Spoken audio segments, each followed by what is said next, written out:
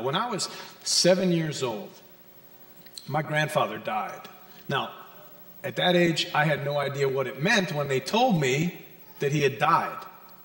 This grandfather was Italian and he was Catholic, and so there was a wake for 2 days and 2 nights before the funeral, which meant that there he was, lying with an open casket, and people came to view him and to comfort us. I was fascinated.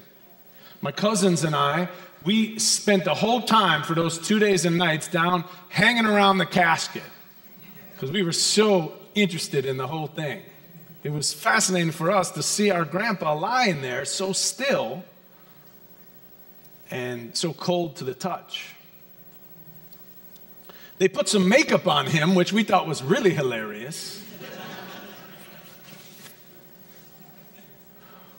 What was interesting to us was how everybody seemed to have a different kind of reaction to it. Some people cried. Some people just stared. Some people looked really fast and then walked away. Others smiled with a look in their eyes like they were remembering some sweet memory, some time that they had shared together. Some touched him. Some kept their distance. After it was over and we were all back home, my mom took a book and she read it to me to try to explain to me what it means to die. And really what she was trying to explain is what happens after we die. I was curious about my grandfather. Where was he now? I saw his body, but he clearly wasn't present. And so my mom read this book, which had as its main characters 2 caterpillars, one male and one female. They were best friends. I think now that they were really lovers, but I didn't know what that was back then. By the end of the book, they had turned into these beautiful butterflies, which was an absolute surprise to them. And not something that they expected was their fate. They had fought against it for so long. They had felt the urge, the itch. They kept fighting against it, not wanting to go towards that instinct, that pull that was taking them towards transformation. My mom explained that even though we think that this is the best and only existence that we will ever have, and we think that when it's over, we and our existence is over. It's easy to think that. Maybe we're not that different from caterpillars, she said. Maybe it's possible that when we die, we become something new. Maybe we become something that we could never imagine is possible with our minds today. She said, we don't know for sure, just as the caterpillars didn't know or couldn't know in that story. But we can wonder, and we can wait, and who knows, she said. Who knows? That story and her explanation, it instilled a kind of curiosity in me about the mystery of death. It was not presented to me as something scary or something final, but as something to wonder about. It was a puzzle. It was a riddle. It might even be something very special. But since we do not and cannot know, the best thing to do, my mom explained, was to take it one life at a time. Now, I'm so glad I was raised in a church and by parents who did not fill my head with fears about death and did not try to imprint on my mind literal ideas about death and things like God. But instead, they encouraged my curiosity and gave me a penchant for mystery. How about you? as Easter comes again, as we hear the stories of the death and the resurrection of Jesus Christ, is the story a doorway for you into curiosity and possibility and meaning? Or has it become a wall, a barrier, a block to meaning and truth? Do you feel certain about what happens after we die?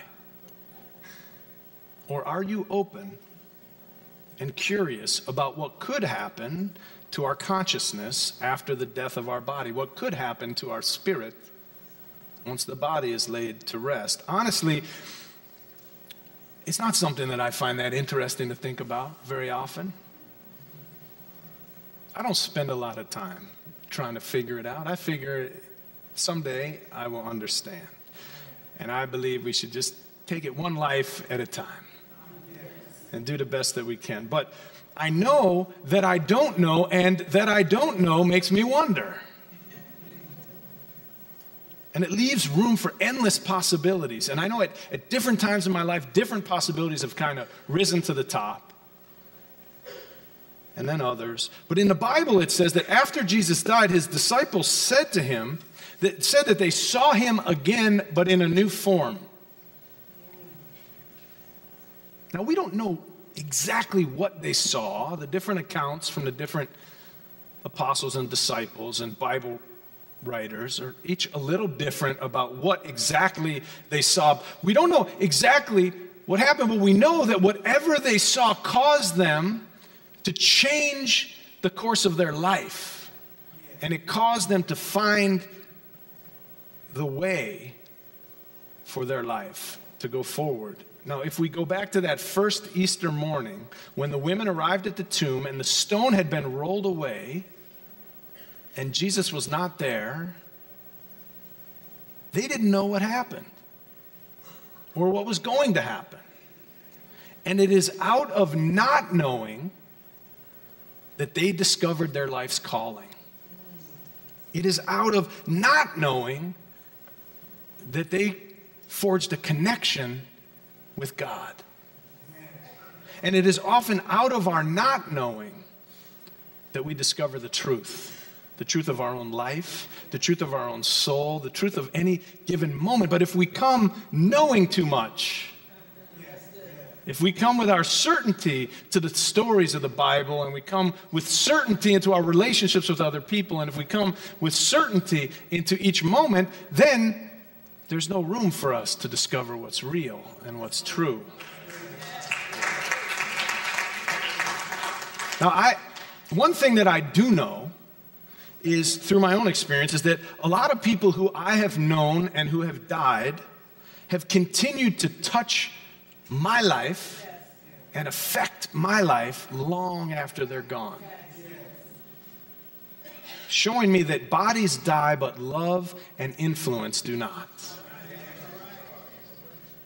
Easter, of course, is about a lot of things to a lot of different people.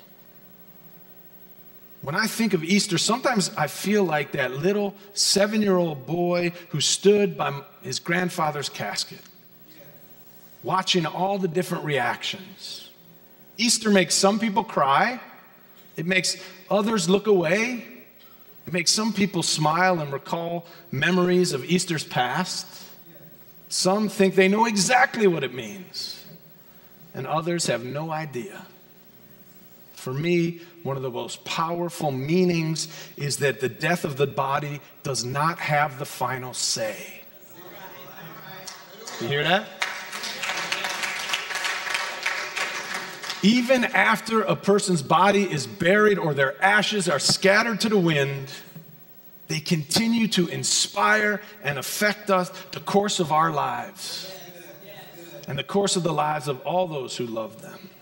They come back into our lives in many new and unexpected ways. For me, that's the most relevant message of Easter this morning. That death is not the end of the story. Now, you must know what I mean. You've experienced death, I can imagine, of people you've loved and loved to this day. And you know how they appear to you from time to time in a dream or in a memory or in prayer. They touch you deeply. Every once in a while, they appear, and their love and their influence live on through you and in you. My prayer for you this Easter is that you don't fear death, your death or that of others. And that as we celebrate this season with the universal idea of that Jesus Christ is risen, that you recall the many ways that those who you have loved and lost continue to rise in you and never die. So may this be a day to celebrate not just the resurrection of Jesus Christ many years ago, but the resurrection of all life every day in us.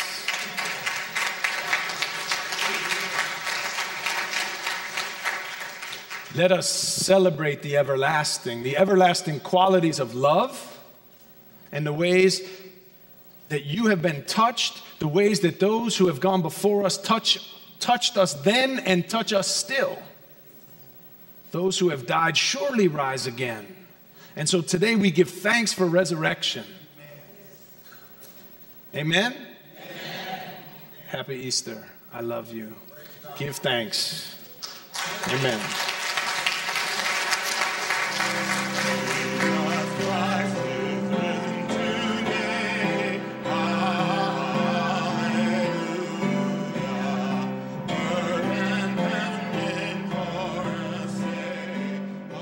Thanks for tuning in online. We are so pleased with all the different people who have been tuning in from all over the country and all over the world to our ministry and what we're doing at All Souls here in Tulsa.